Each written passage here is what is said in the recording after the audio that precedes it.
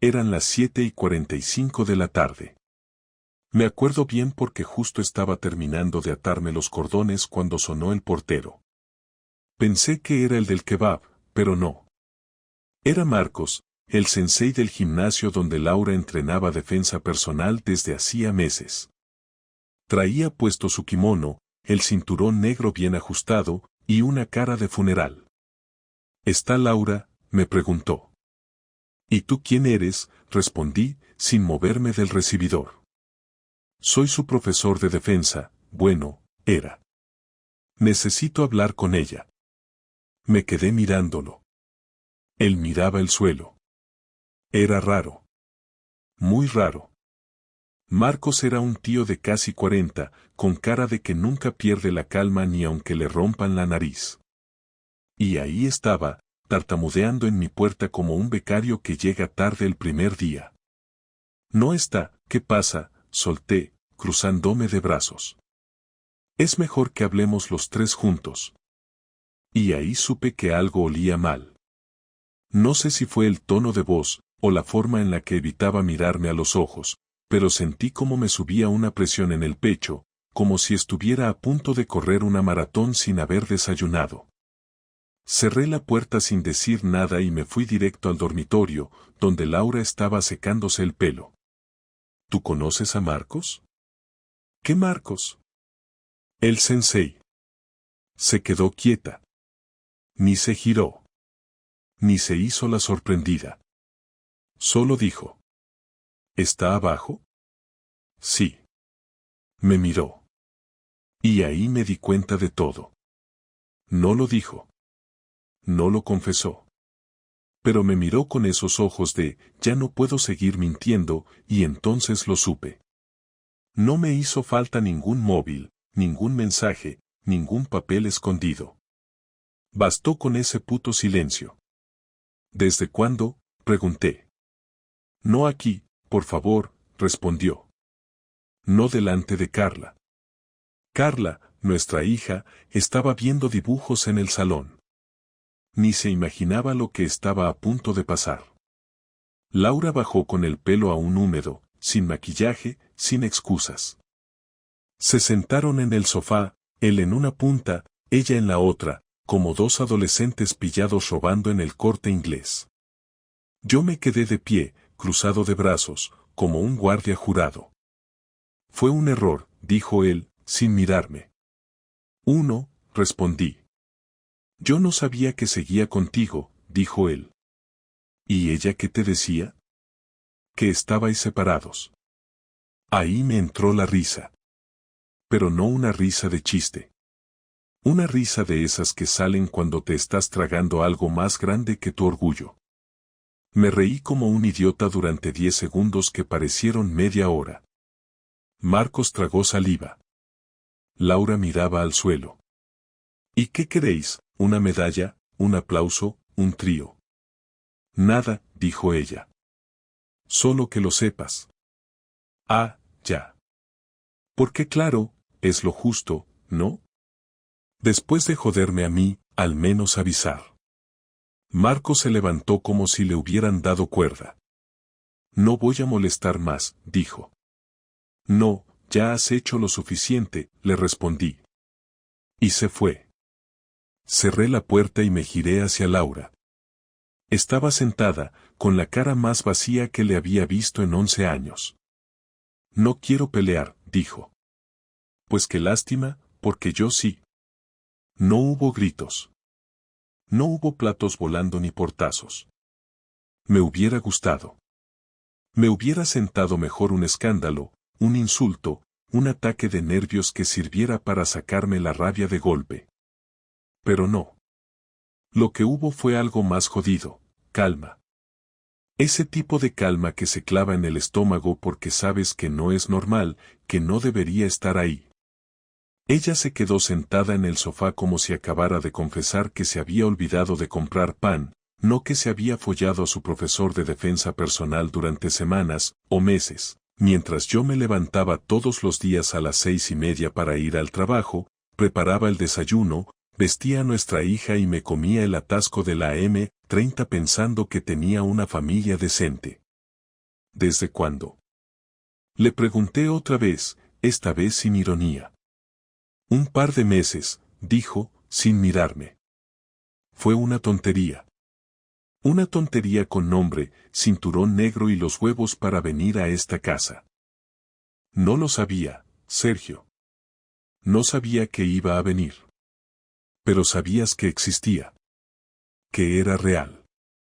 Que no era una fantasía. Ya. Ahí se acabó la conversación durante un buen rato. Yo me fui a la cocina y me quedé allí, de pie, sin saber muy bien qué hacer con las manos. Abrí el cajón de los cubiertos y lo volví a cerrar. Abrí la nevera sin intención de sacar nada. Me miré en el reflejo del microondas. Me vi con la camiseta vieja del Atleti, unas ojeras que no había notado hasta ese momento y una cara que no reconocía. Parecía otro tío. Uno al que le acababan de pisar la cabeza. Cuando volví al salón, Laura ya no estaba. Había subido a la habitación. Subí detrás de ella, no por impulso ni por necesidad, sino por inercia. Como cuando vas a apagar una luz que ya está apagada. La encontré sentada al borde de la cama, con los codos apoyados en las rodillas y la cara entre las manos. ¿Qué coño te pasa? Le solté. No lo sé. No me reconozco. Me sentía vacía, y él fue amable. Me escuchaba. ¿Y yo qué soy? ¿Un puto holograma? Tú también, pero tú estabas en otra cosa. Siempre en el trabajo, en la casa, con Carla. Porque alguien tenía que estarlo.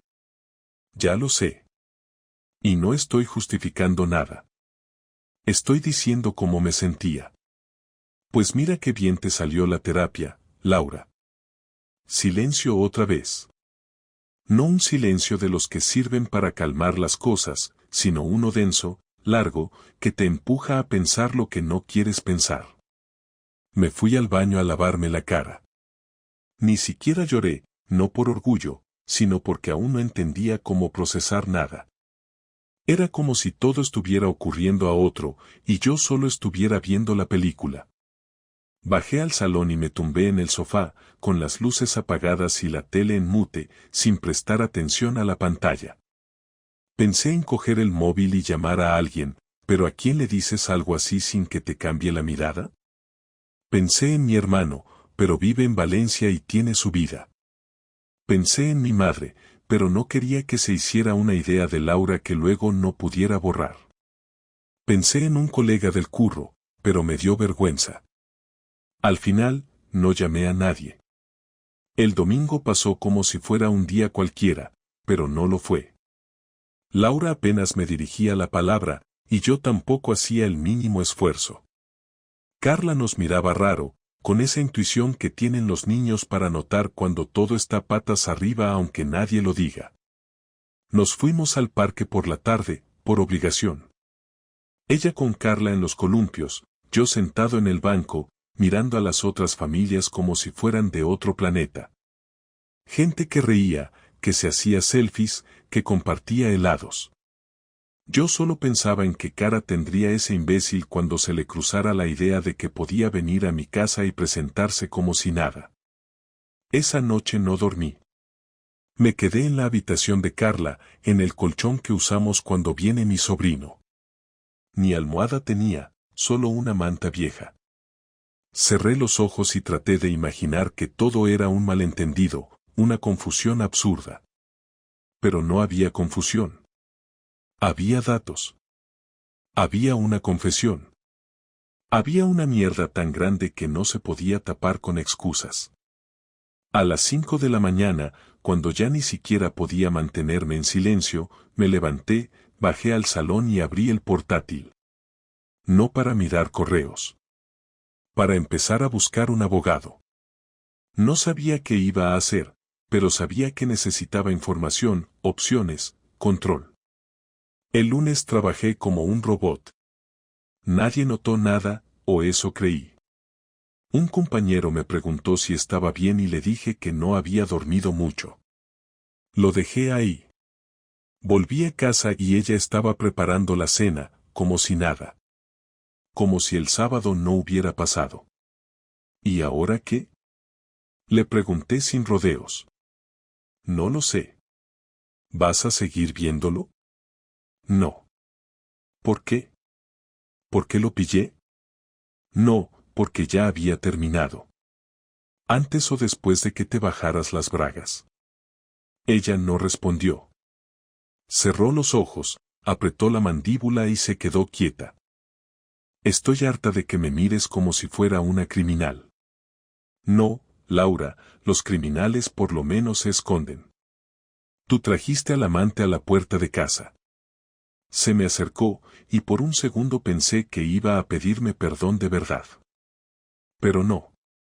Sergio, lo siento, de verdad, pero no puedo volver atrás. ¿Y eso qué significa? Significa que tenemos que decidir qué vamos a hacer. Tú decidiste sola cuando abriste las piernas. Se fue. No a la habitación, sino de casa. Cogió el bolso y las llaves y se fue sin decir más. Me quedé solo en la cocina, con la sartén al fuego y el olor a arroz quemado.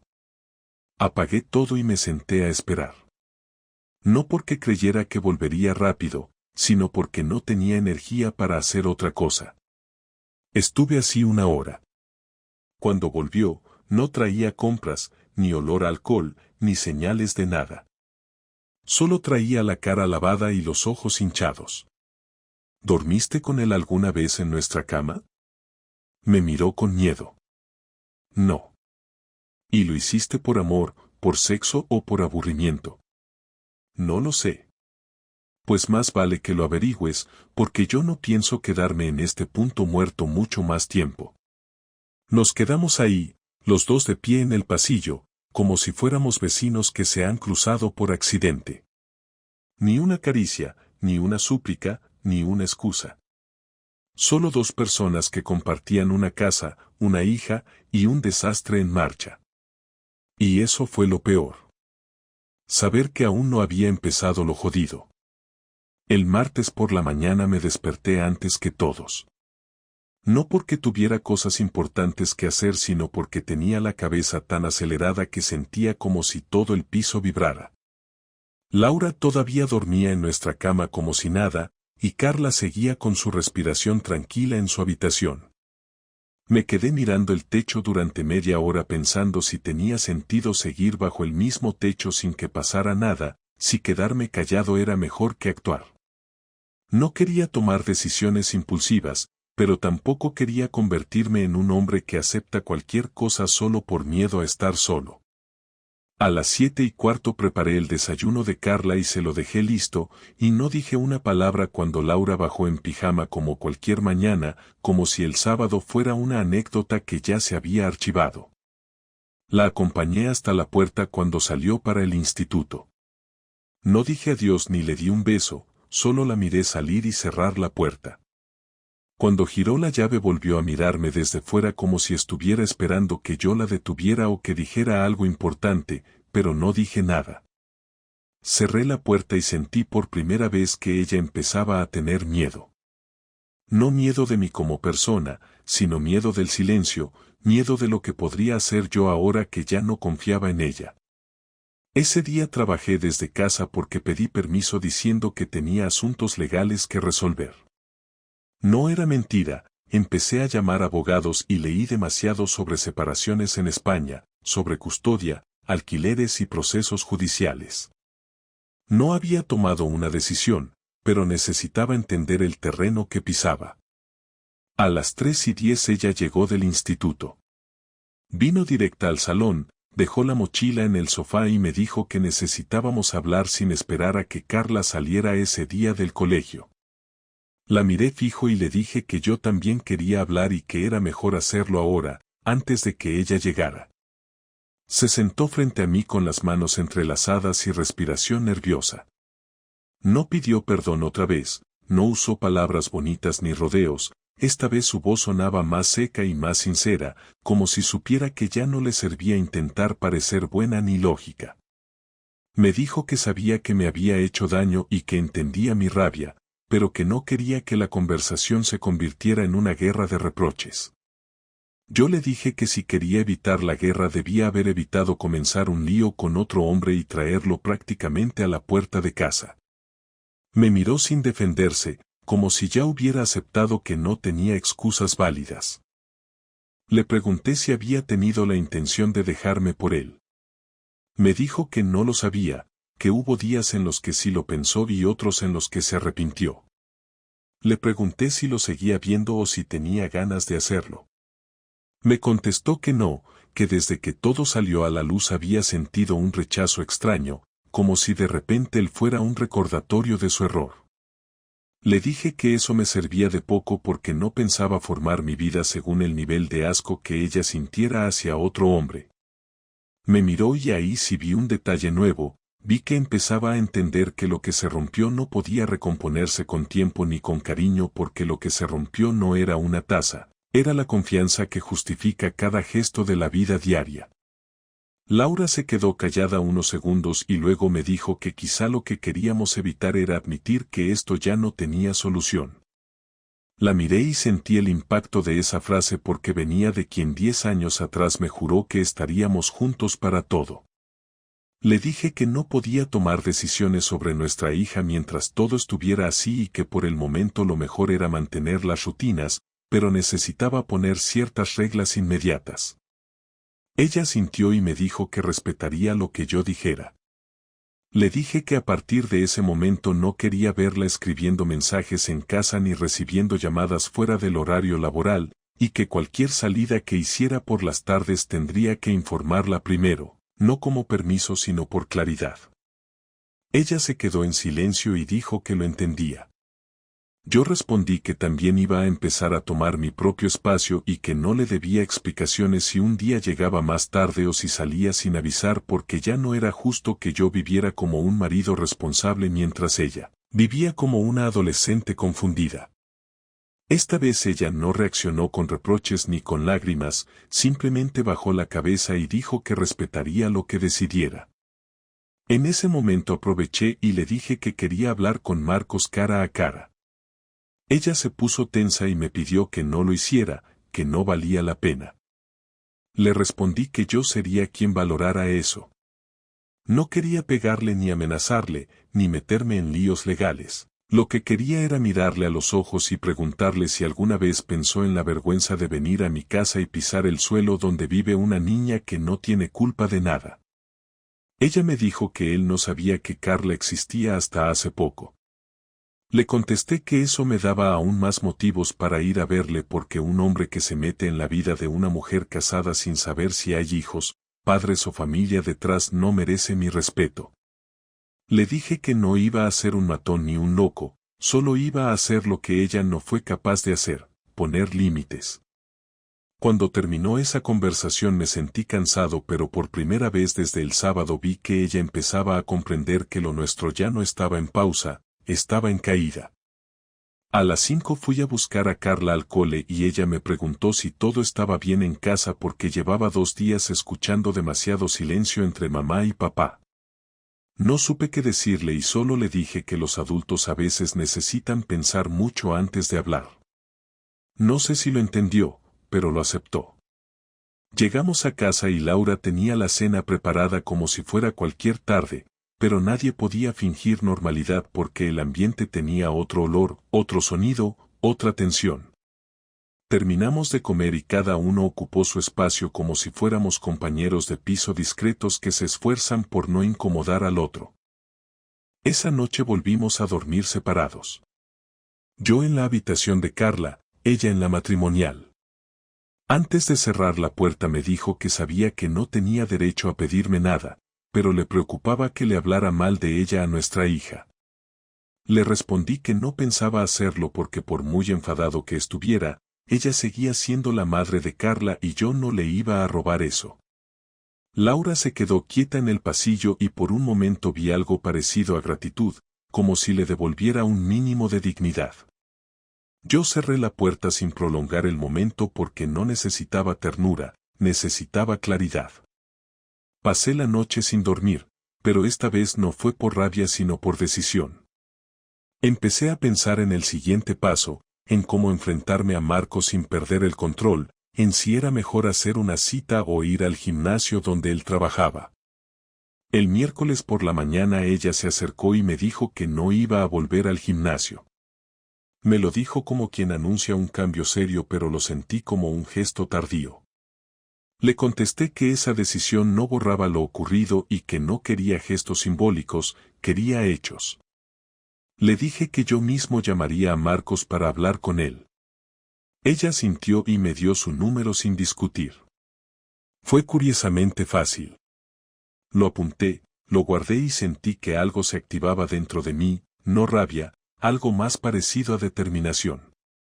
El miércoles terminó en silencio y por primera vez en muchos días sentí que se acercaba el momento donde al menos uno de los dos tendría que dejar de fingir y comencé a preparar la verdadera confrontación. El jueves por la tarde marqué el número que Laura me había dado. Llamé desde un teléfono del trabajo para que no tuviera el mío.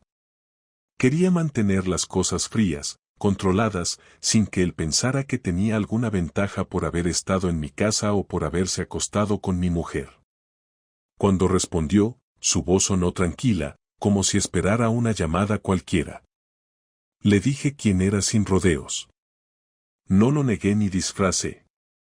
Le dije que era Sergio, el marido de Laura, y que quería hablar con él.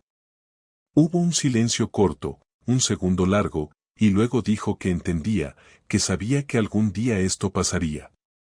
Le dije que no iba a gritarle ni a buscar un escándalo, pero que necesitaba mirarle a la cara y que me respondiera a un par de cosas.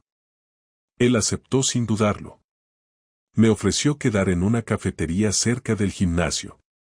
Le dije que no quería sitios públicos, no porque fuera a hacerle nada, sino porque no me interesaba dar explicaciones a camareros o meter a otras personas en una conversación que solo nos pertenecía a él y a mí. Le propuse vernos en un descampado que hay detrás de unas naves en el polígono de Vallecas, donde no hay cámaras ni transeúntes. Dudó unos segundos y luego aceptó. Quedamos a las 6 de la tarde del viernes. Le dije que fuera solo. Me dijo que así lo haría. Esa noche dormí con la misma ansiedad con la que alguien espera el resultado de un examen que no estudió. No me hacía ilusión, no sentía morbo ni venganza, pero había algo dentro que necesitaba sacar, algo que no podía decirle a Laura, algo que ni siquiera podía escribir o confesar a un amigo. Quería entender qué tipo de hombre se mete en la vida de una familia sin conocer nada, sin preocuparse de las consecuencias, como si fuera lo mismo tirarse a una soltera que a una mujer con hija y responsabilidades. El viernes se arrastró lento, cada hora pesaba más que la anterior, pero cuando dieron las 5, salí del trabajo directo al sitio pactado. Llegué 20 minutos antes. El cielo estaba cubierto y soplaba algo de viento. Me apoyé en el capó del coche con las llaves en el bolsillo y los brazos cruzados. No tenía miedo, pero sí una sensación rara en el estómago, algo que no era hambre ni nerviosismo, era una tensión más parecida al momento antes de abrir un sobre importante. A las 6 en punto apareció. Llegó andando, con sudadera oscura y vaqueros, sin mochila, sin móvil en la mano. Se detuvo a unos 3 metros y me saludó con la cabeza. No le devolví el gesto. Lo miré de arriba abajo. No parecía un idiota, no parecía un desgraciado, ni tampoco un seductor profesional. Tenía aspecto normal, el tipo de tío que pasa desapercibido en una barra de bar, que no destaca por nada, y quizá eso era lo que más me molestaba. No era especial. No era ni mejor ni más guapo que yo. Solo había estado en el sitio correcto mientras yo estaba trabajando, mientras yo planchaba camisas o hacía lentejas. No voy a justificarme, fue lo primero que dijo. No vine a eso. No te pedí eso. Solo vine a preguntarte si alguna vez pensaste en lo que estabas haciendo. Sí. ¿Y aún así lo hiciste? Sí. ¿Por qué? Porque pensé que ella era infeliz. Pensé que me necesitaba. Me equivoqué. ¿Te dijo que estaba separada? No con esas palabras. Me dio a entender que la relación estaba muerta. ¿Y tú lo creíste? Sí. ¿Y te dio igual que tuviera una hija? No sabía que tenía una hija hasta mucho después. ¿Y cuando lo supiste, te alejaste? Sí, lo intenté. Pero ella me seguía buscando. ¿Te enamoraste? No lo sé. Puede ser. ¿Creíste que ibas a formar parte de su vida? ¿Que ibas a venir a esta casa más veces? No lo pensé tanto. Me dejé llevar. ¿Tú sabes lo que es entrar en la casa de otro hombre, acostarte con su mujer y después decir me dejé llevar? No, no lo sé. Pues te lo explico. Es ser un cobarde. Un inconsciente. Un ladrón sin necesidad. Marcos aguantó la mirada. No se defendió, no levantó la voz, no cambió el tono. Seguía firme, sin dar un paso atrás, pero sin chulería. Me molestó eso. Me molestaba que no fuera un imbécil arrogante al que pudiera partirle la cara sin culpa. Quería verle miedo, rabia, algo. Pero lo único que veía era resignación. ¿La querías? Volví a preguntar. No lo suficiente. ¿Te acostaste con ella en otras casas? Sí. En la mía. ¿Y creíste que nadie lo notaría? Creí que ella sabía lo que hacía. ¿Lo disfrutaste? No voy a responder eso. Respóndelo. Sí. Lo disfruté. ¿Y ahora qué queda? Nada. Ya se acabó. Me acerqué un paso. No para golpearlo, sino para que sintiera mi presencia. Quería dejar claro que yo no era una víctima llorando, que si estaba ahí era por respeto a mí mismo, no por miedo ni por debilidad. No vas a volver a hablarle, ni a verla, ni a escribirle. No porque yo te lo diga, sino porque sabes que cruzaste una línea y que no puedes volver. Lo sé. Y si lo haces, no te voy a buscar una segunda vez. No te voy a hablar. Solo te vas a arrepentir. Lo entiendo. Vete. Se dio la vuelta y se fue andando, sin mirar atrás, sin correr, sin apurarse. Lo observé alejarse hasta que desapareció al doblar la esquina. Me quedé unos minutos más en silencio, con las manos en los bolsillos, dejando que el aire frío me bajara la tensión. No me sentía mejor, tampoco peor, pero al menos había cerrado esa parte. Volví al coche y conduje sin música, sin llamadas, sin pensar en nada más que en lo que venía después. Cuando llegué a casa, Laura me miró desde la cocina. No preguntó nada. Yo tampoco dije nada. Me metí en la ducha, dejé que el agua corriera, no porque estuviera sucio sino porque necesitaba quitarme de encima el olor de ese encuentro. No hablé esa noche. Cenamos en silencio, cada uno en su extremo de la mesa. Carla hablaba del colegio y los deberes como si no notara nada. Tal vez no notaba, tal vez se había acostumbrado ya al ambiente espeso de una casa dividida. Cuando ella se durmió, Laura se acercó al salón. ¿Hablaste con él? Sí. ¿Y? Ya está. ¿Te sientes mejor? No. ¿Vas a dejarme? Todavía no lo sé. ¿Qué necesitas para saberlo? Tiempo. Distancia. Y respeto. Laura no respondió. Se fue a la habitación y cerró la puerta. Yo me quedé en el sofá. No encendí la tele. No toqué el móvil. Cerré los ojos y me quedé así hasta que amaneció. El sábado por la mañana me desperté con una decisión tomada. No iba a seguir en pausa.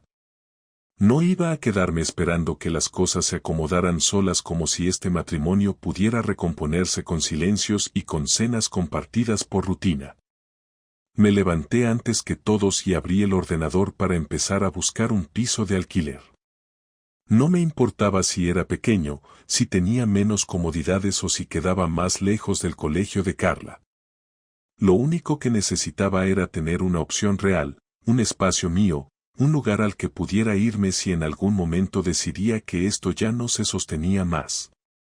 Había pasado una semana desde que todo explotó, y aunque Laura mantenía cierta calma, yo notaba que cada paso que daba era una mezcla de culpa y cálculo. No hablábamos más allá de lo necesario, y cada conversación que teníamos parecía una reunión de dos empleados que comparten proyecto, pero que ya no confían el uno en el otro. A media mañana ella bajó y me vio frente al ordenador. No preguntó qué hacía, pero su mirada fue suficiente. Me miró como quien confirma una sospecha, y luego siguió de largo hacia la cocina. No dijo ni una palabra mientras preparaba café ni cuando puso 2 tazas sobre la mesa. Solo cuando me senté frente a ella volvió a hablar. ¿Estás buscando piso? Sí. ¿Te vas a ir? Todavía no. Pero quiero estar preparado. ¿Preparado para qué? Para no tener que tragarme más esto. ¿Qué significa esto? Significa vivir al lado de alguien que me traicionó y que sigue esperando que todo se le perdone por costumbre. Yo no estoy esperando eso. Sí lo estás. No lo decís, pero lo esperás. Cada vez que me das un plato de comida o pones la mesa como si nada, esperás que eso valga por todo. Pero no vale. Ella no respondió enseguida. Se quedó en silencio largo, no porque no supiera qué decir, sino porque sabía que lo que dijera iba a tener peso, que no podía tirar otra frase de manual esperando que yo la aceptara como si tuviera que aplaudirle el remordimiento. Sé que no puedo pedirte nada, dijo al final.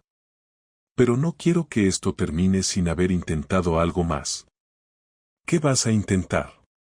¿Dejar de ver al tipo con el que te acostaste? Eso ya lo hiciste. ¿Llorar? ¿Ir a terapia? ¿Darme abrazos tristes? Quiero arreglar las cosas. Tarde. ¿Tarde para intentarlo? Tarde para que yo quiera. Me levanté de la mesa y fui a la habitación. Saqué una mochila y empecé a meter un par de mudas, el portátil, una carpeta con papeles y algunos objetos personales. No era una mudanza, era un mensaje. No quería irme ese día, pero quería que ella viera que ya no se trataba de si me dolía o no.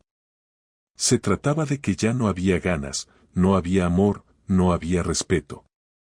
Ella apareció en la puerta y se quedó ahí, sin cruzar el marco, como si supiera que ese espacio ya no le pertenecía. ¿Dónde vas a ir? A casa de Pablo, por ahora. ¿Y Carla? Voy a seguir viéndola, voy a llevarla al cole, a buscarla, a pasar tiempo con ella. Pero vos y yo no podemos seguir compartiendo techo. Podríamos intentarlo por ella. Eso es lo que decís vos, pero Carla ya siente que algo está mal. Y yo no voy a criarla dentro de una farsa. No es una farsa. Sí lo es.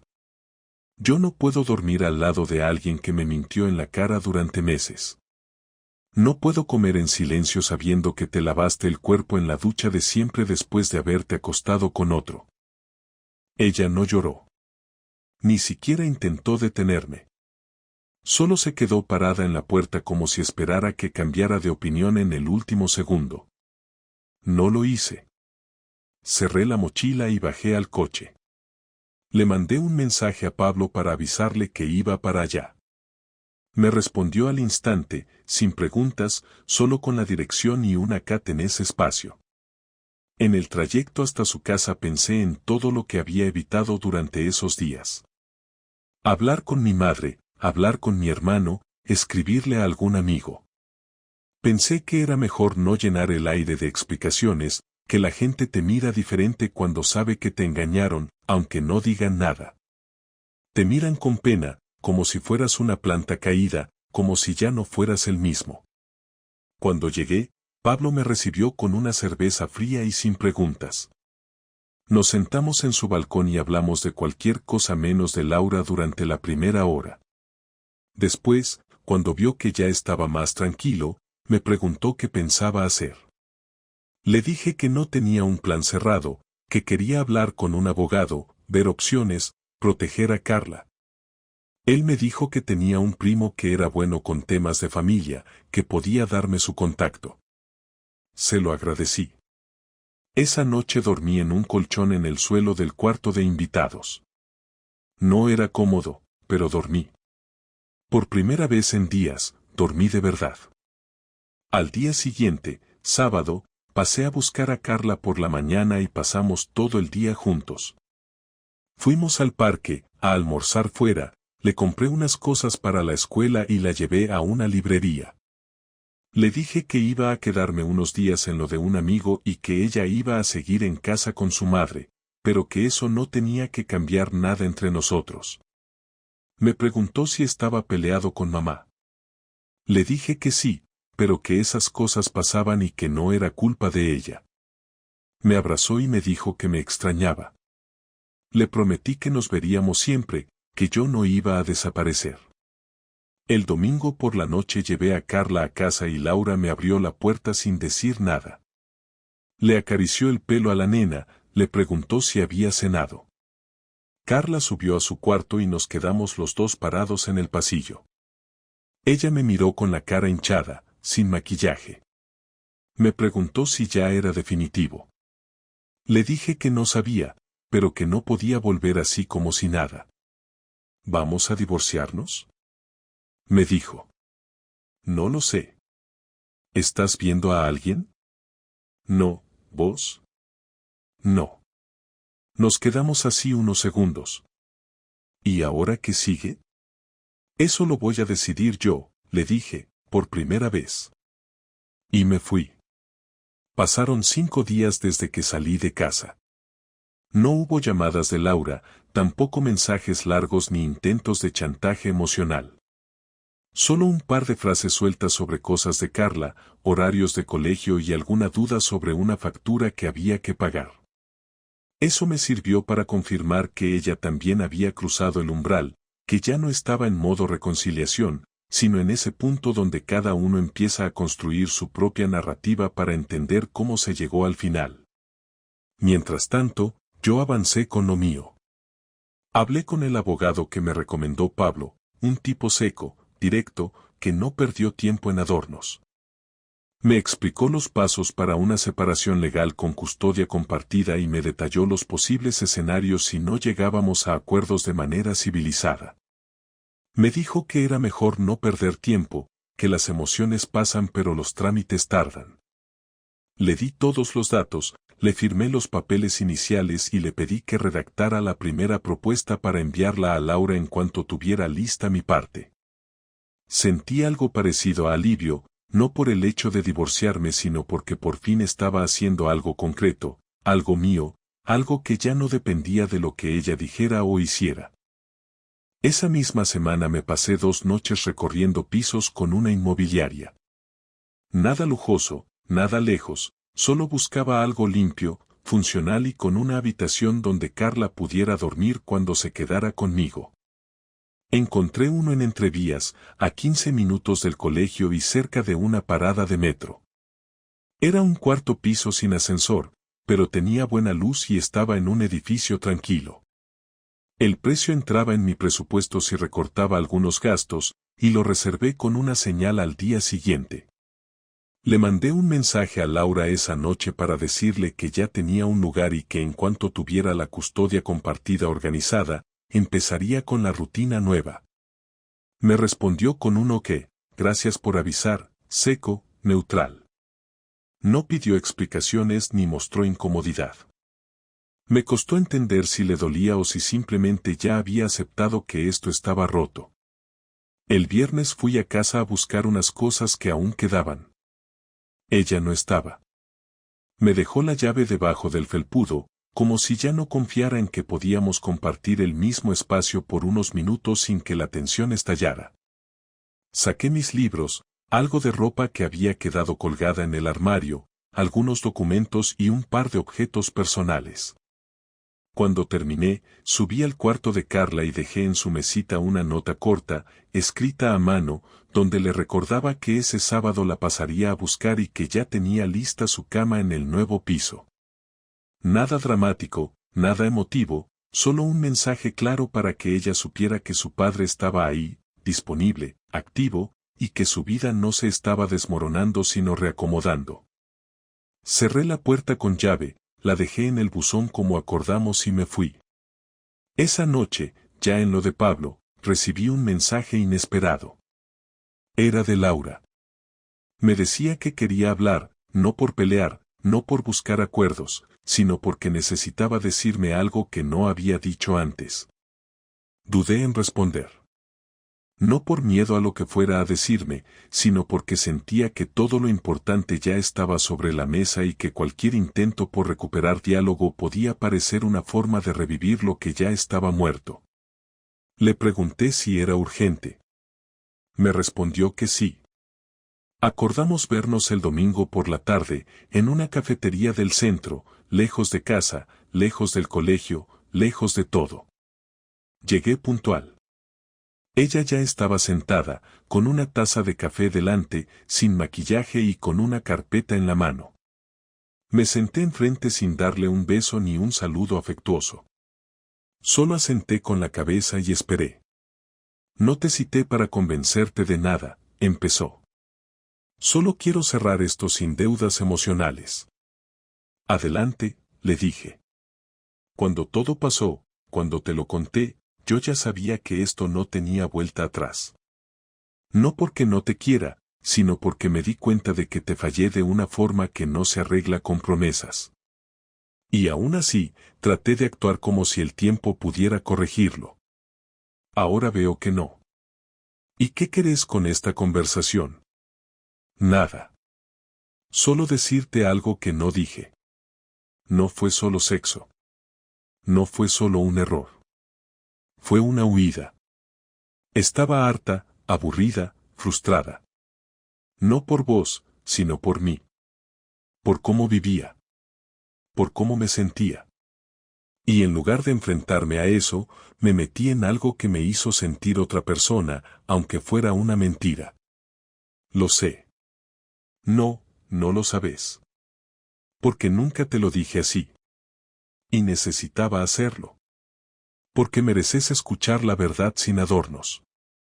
¿Y esperas que con eso yo te agradezca la honestidad? No. Solo quiero que lo sepas. Me quedé callado unos segundos. La miré. No como se mira a una ex, ni a una traidora, ni a alguien a quien se odia. La miré como quien mira a alguien con quien vivió demasiado, como para que la indiferencia sea creíble.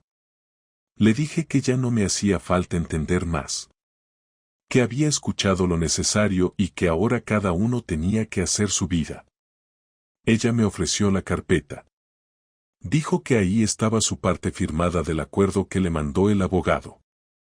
Ya lo había leído, ya lo había aceptado. Custodia compartida, régimen de visitas, reparto de bienes. Sin peleas. Sin juicios. Sin pedir más de lo que le correspondía. Me sorprendió, pero no lo mostré. Guardé la carpeta sin abrirla en ese momento y le dije que iba a revisarla con el abogado. Ella dijo que estaba bien. Nos quedamos en silencio. Yo terminé el café que pedí y luego me levanté. Gracias por firmar sin complicaciones, le dije. No me interesa tener razón ni lastimarte más. Eso ya lo hiciste. Y lo voy a cargar siempre. Eso ya es cosa tuya. Salí del lugar y caminé hasta el metro sin mirar atrás. No sentí alivio, ni tristeza, ni rabia. Sentí una certeza. De que eso era lo último que tenía que pasar. El lunes firmamos todo. El miércoles entregué la documentación en el juzgado. El viernes me mudé oficialmente al nuevo piso.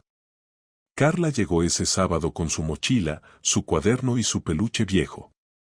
Nos sentamos en el suelo a comer pizza. Me preguntó si íbamos a vivir ahí para siempre. Le dije que por ahora, sí. Me abrazó y me dijo que le gustaba. Esa noche, cuando se durmió, me senté en el sofá, puse música baja y miré alrededor. No era la vida que imaginé, pero era mía. Y a partir de ese día, empecé desde cero. Sin Laura. Sin Marcos. Sin mentiras. Solo yo y mi hija. Lo suficiente.